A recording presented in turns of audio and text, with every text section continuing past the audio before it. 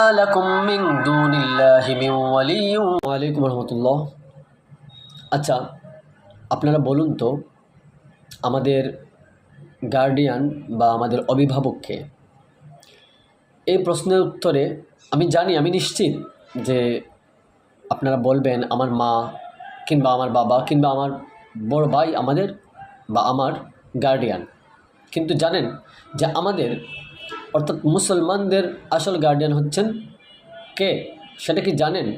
আসুন আমরা সূরা বাকারার 107 নম্বর আয়াতটি তেলাওয়াত করি।